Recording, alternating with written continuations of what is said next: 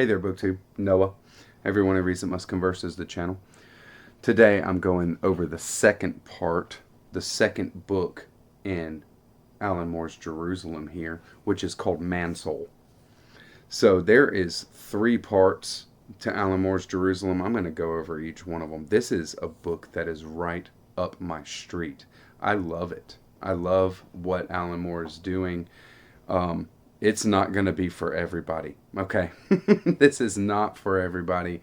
This is definitely ultra high level storytelling, complexity off the charts. I can't imagine how long it must have taken him to write it, but let's get into it. It might be the craziest thing that I've ever read, to tell you the truth, but it's just my kind of crazy, all right? It's not just crazy. Alan Moore is a storyteller of the highest order, and we know that from Watchmen and From Hell, what he did with that, and V for Vendetta. These kind of stories, he wrote the stories to that. This is his thing. He's just so good, and it shines through in this to an unbelievable level. There is a crazy amount of detail to this book. It's not going to be for everyone in that way, that you're going to get detail after detail of every single character, of every single moment, almost every minute of these characters' life. Seems like Alan Moore knows where they are and what they're doing. All the characters. There is so much interconnectedness going throughout this narrative. So part one, the Burrows over here, ended up with Michael Warren, who is the one of the family of the Vernals. This family name is Vernals, and he had an accident at work where it sprayed his face with this acid, a corrosive material, and he had a very painful time at it, but it wasn't life-threatening. He went home from work, but it triggered this memory of when he was about to die, or maybe did die, as a 3-year-old kid from coughing on a cough drop, choking on a cough drop. And it is, this whole part is his memories of that instance. Michael is choking on this cough drop and goes up into what is called the upstairs. And that is what Mansoul is. Mansoul is a region above Northampton, which is kind of an expanded Northampton, because in Mansoul there is just souls and spirits of people and beings, devils, the builders are there, angels, for lack of a better word. They call them angels in this, but they're the builders, and they are just making things, and the devils are tearing down things, and the people are everywhere, just as messy and complex as it is here, but there, time is a spatial dimension. In the first part, we get a really kind of Ulysses feel to it, where multiple characters are walking around Northampton, and we get their thoughts, and we get their experience, what they see, and all that kind of thing. And here, there is also this kind of interconnectedness going through the plot, and we get it from multiple characters' consciousnesses. Every chapter is from a different character's perspective. In the first part and in the second part, it is completely mind-blowing. It is wild. So the Mansoul, this part is the story of the death of Michael Warren.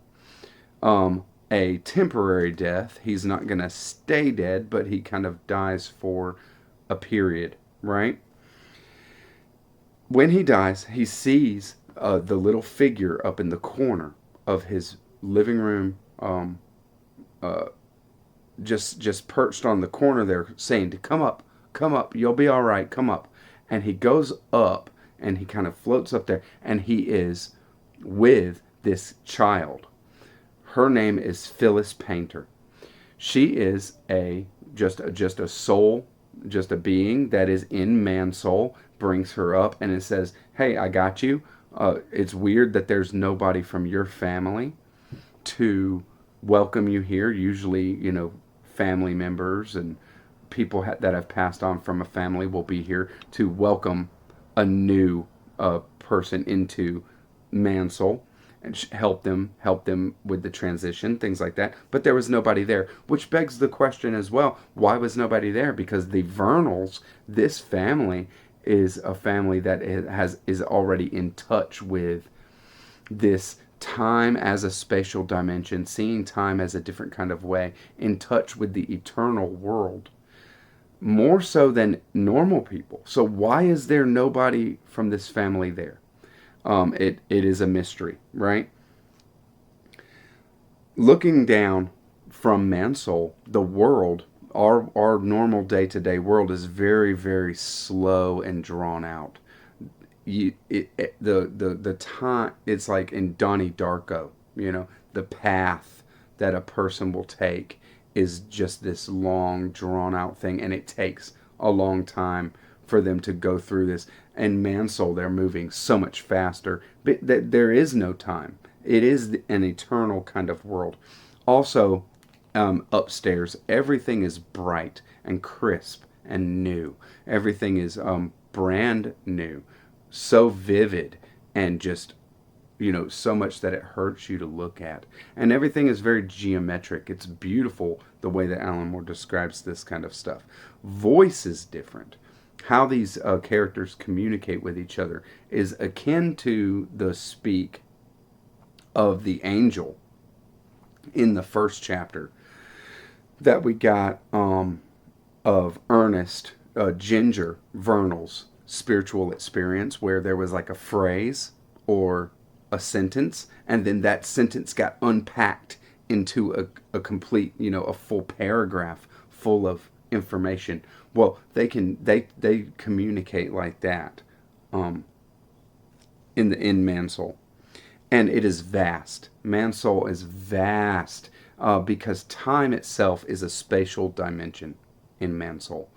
So they can go where they want to go, but it might take forever if you're traveling up in Mansoul to go from one place to another, because you're also traveling through the eternity of time as a spatial dimension up there.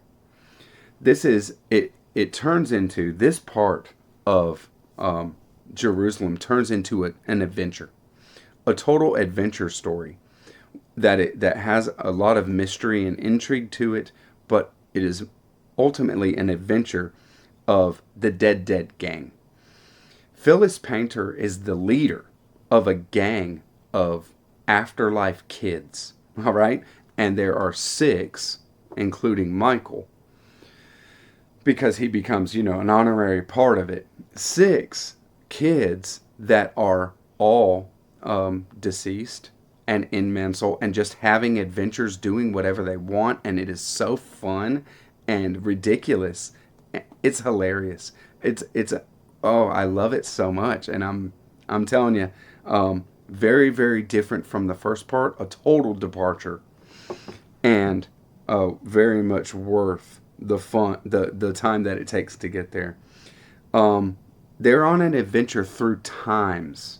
They can travel through time however they want, and they can, visit whatever, do whatever that they might imagine that they can do, right? They can do that. But I said in Mansoul, traveling through time will take forever. So how do they get wherever they want? They can go down into the world as spirits, as ghosts, the way that we saw Freddy in the first part. Freddy was one of these rough sleepers. That's what the ghosts are called in Jerusalem. They're rough sleepers. And they can go down and be these rough sleepers. And in this kind of in-between world is called the death seam. In the death scene, everything is colorless. It's black and white. You don't see any color. You don't hear anything very well. It's odorless. All the sounds are dampened. You can't smell anything. It is a ghost world, is what it is. And a lot of these rough sleepers that are down there, they're all down there by choice, whether consciously or unconsciously. They are down there by choice, by their own belief systems of what they think they are and where they think they need to be. Um, while you are a rough sleeper, a ghost, you leave these kind of trails behind you, and multiple yous. So the time you see time moving, and this is a major thing that Alan Moore is playing with time with this, and I was reminded of other things from the Freddy chapter. Old things are immovable, like the earth, and very, very old structures. They're solid, even to the ghosts, because they have lasted and persisted for so long. But new things, and even things that might be a couple of decades old, or 50 years old, that's nothing. They can go right through those. So they can't affect anything that is new. They can only kind of touch and feel anything that's old, and that kind of thing. But in the death scene, they can dig through time, and they can raise. They can dig up, and they can travel forward in time, and they dig down, and they can travel back in time. And they stay in the same place that they're at in Northampton, where they start digging, and they can move through time in this kind of way. So that's what they do.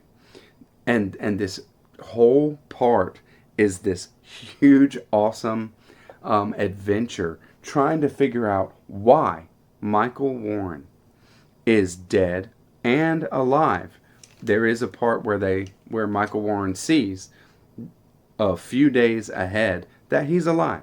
He lives, and he's not dead. So why is he there? What is going on? And the builders have had this horrifying altercation and fight.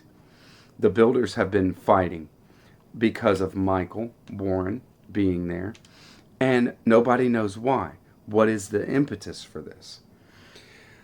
And so there's power in individuals. You can see in the books here, they have their own choice to be who they are. The ghosts, the souls that are in Mansoul, all of the children that are in the Dead gang are how they look by choice. They are who they are by their own choices in being kids and doing things the way that they are. And you are how you wish to be, even if you're not conscious that that's what you're doing. And it's the same way in life. It's the same way in life, right? It's all about making a conscious effort to be who you are. And then I'm going to share a little part that I think illustrates this very well. This is one of the Dead gang, who is John, and he is an ex-military man, and he is now a child again as a rough sleeper, and he suspects that Phyllis Painter also lived a full life, a whole life, and is now a child in Mansoul again, chooses to live through eternity as a child. And they have this kind of romance. They kind of love each other. But how it plays out is this. I'll give you just the quote. As John saw it, what he had was Phyllis was perhaps the very best of love, and that it was a child's game of love, an infant's school idea of what it meant to be somebody's boy or girlfriend. It was heartfelt and unsullied by the smallest cloud of practical experience. Before he died, aged barely 20, John had several girlfriends and even had it off with one of them. Likewise, although he'd never asked her outright, he'd got the impression that Phyllis Painter had lived to a ripe old age, and that at one point had possibly even been married.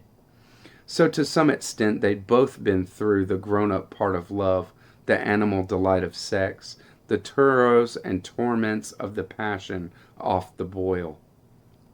They'd both known adult love and had yet opted for the junior version, for the thrill of an eternal playground crush, romance that haven't progressed even to behind the bike sheds yet. They had elected to taste nothing but the dew upon love's polished skin and leave the actual fruit unbitten. There's a little taste of how Alan Moore can write. It is beautiful, amazing in some places. Jerusalem goes through the whole gamut of human experience, though. When it comes down to it, there is a lot of horror. And part of the mystery that comes out in this section here is the Destructor. What it's called is the Destructor. And what this comes from is a great fire that had happened in Northampton, where it destroyed a lot of the city and a lot of the livelihood, it seems, and was never rebuilt. It was never brought back up to where it was before, but it also stopped progress in a certain kind of way. Northampton became a place where it wasn't looked at to build or make better in some kind of way. Maybe. Okay? So there's an apocalyptic future for Northampton, because in the after times, in the eternal world, there is an actual thing in Northampton called the Destructor. And it is this giant wheel that is turning and destroying everything that is around. Not physical things, not human life, not the real world, but in the spirit world, in Mansoul, it is destroying everything. And in the death scene, it destroys beings that get close to it and things like this. So you just get this horrifying picture of just death and destruction. And what it is helplessness. That helplessness has taken root in the people of Northampton. There is no hope. There's a loss of hope and a loss of meaning to their lives. And when this kind of thing comes up, you get the sense of that very well in the first part of all these kind of beings that you meet. Marla, Freddie, the rough sleeper, Benedict, who is the artist that just, has kind of lost his inspiration and has given up. And so many others that they just are kind of hopeless, just going through the motions like a cog in the wheel. Like a wheel is turning and they're just part of it, and that's it, right? And this is the Destructor. That's what it kind of is. Another thing that comes up in this second part of Mansoul is the idea of acceptance versus judgment. Because the souls that accept that life is what it is and they are what they are and they died and whatever, even though most of them are horrifying means. In part 2, you learn the background. We get a chapter from every single member of the Dead gang. So you learn every single person's fate, what their life was, how it was, and how it played out. And none of them are pleasant, okay? But they accept life, and they accept death, and they accept reality.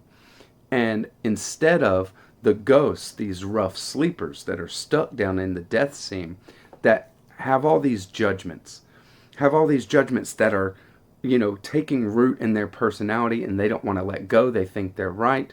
They are pointing the finger at others. This is this person's fault, that person's fault, all that kind of stuff all the time. And that's why they're stuck as ghosts, by their own choices, And so there's a big difference between that kind of thing. And I think that is also fleshed out very well by an amazing vision. We see in part of Mansoul when they go up to watch the builders fight, because these two builders actually have a fight and they are giants.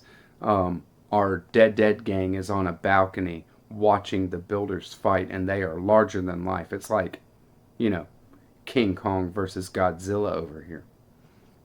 And they're watching this, and a being, another dead being in Mansoul, another soul, walks by. And this is how it is described. Proceeding slowly down the balcony towards them, taking small and halting steps like a pallbearer, came a walking flower of noise and fire. It seemed to be a man from the waist down, and yet its upper half was a great ball of light in which small specks of darkness were suspended, motionless. The rumbling noise seemed to be wrapped around the figure in some way, circling round the blinding flare that was his body and increasing to a deafening roar as he approached. When he drew level with the frightened children, flattened up against the balustrade to let him pass along with all the other ghosts, Michael could make out more of his appearance, squinting through the glare surrounding the appalling spectacle. He was a foreign person. Michael wasn't sure what sort, dressed in a quilted jacket and a little white pillbox hat or skull cap of some kind. His youngish face was turned towards the sky, his bearded chin tipped back. A smile held willfully upon his lips, despite the fat teardrop evaporating on one floodlit cheek. The eyes filled with a look that might have been salvation, but could have just been excruciating shock or agony. The padded jacket seemed to have been captured in the moment it was torn to shreds, dark ribbons of material twisting upwards into a ragged and fantastic shapes, as if attempting to escape the dazzling whiteness flooding from beneath it, where its owner's breast had evidently opened in a spray of phosphorus. What it is a suicide bomber. All right, that's this being, this person.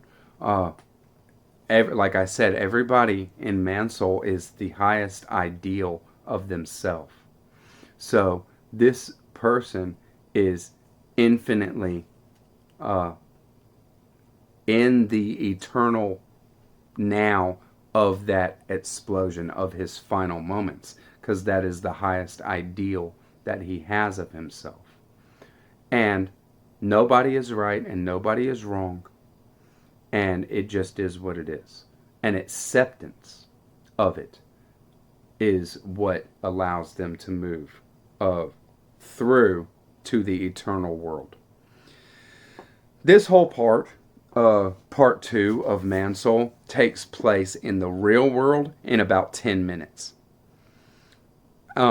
Michael Warren is being rushed to the hospital where he gets the cough drop removed from his throat. The whole part, in soul time, who knows how long it takes? Weeks? 3 weeks? Maybe 3 weeks? Something like that. Just my guess. It is an amazing thing. There is a kind of time. We have the real world, the physical world of human beings, that is down in Northampton. That is called the first borough. That is, the first part is all the first borough. Mansoul is the second borough. That's what it's called. So in the second borough, that's the way that it is. And they talk about the third borough. There is an even higher level where they are scared to even comment on. I don't know exactly what it is, but I do have my ideas. So I'm going to go ahead and throw out an idea here, and we'll see if I'm right. I don't know. I haven't read any of the third part, Vernal's Inquest, yet, but I will be starting it tomorrow. So It is said explicitly by the builders that in reality there is no determinism, or there is no choice, there is no free will, that it is a deterministic reality, that there is no choices that you're really making. It's all part of this great and bigger plan that's already kind of worked out, right? But it doesn't really make sense when you're experiencing this story, because the characters are making decisions and acting of their own volition. How do you say that they're acting of their own volition? What would make it apparent that they're doing something that is not predetermined? How would you kind of define that? Well, I say my own idea here is that, and this also comes from William Blake. I'm going to tie it in because Alan Moore loves William Blake, and I don't think that I'm off base here, even though I don't know. I mean, it might be, something completely different. But in a deterministic reality, you would say, well, you couldn't know. Of course, it seems like you're making decisions, but you're not really. What about, the imagination? When it comes down to it, we have characters that are doing things that only they have thought of, that are something that has never been done yet. One example is Marjorie is writing a book. She hasn't written it yet, but there's ideas of writing this book. So she has written the book. There's people that we meet in the second part there that have read the book. They all know the book. They love the book. She's hailed as a great author to them. But she hasn't written the book yet. So this kind of thing happens. And there is that kind of, cycle, recursive thing going on with that. But she's meant to write the book, right? That's a determinism. She's going to do it. She couldn't not do it, right? But Bill and Robbie, two others of the Dead gang, members of the Dead gang, at some point they make the choice to go to a grove where they saw all these puck hats, which is the the nourishment that the rough sleepers eat. And they steal, or they pick all these puck hats, and they have like a huge sack of them. They have all these puck hats. And then they dig back to the Ice Age, and they get a woolly mammoth, and they feed it puck hats, and it takes them 6 months while they're back there to get this woolly mammoth.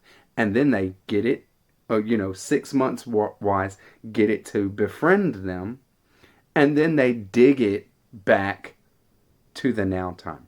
So they bring a woolly mammoth from the Ice Age up to Mansoul, and a dead woolly mammoth, right? They bring a dead one to Mansoul, and then they ride this woolly mammoth to the climax of this part.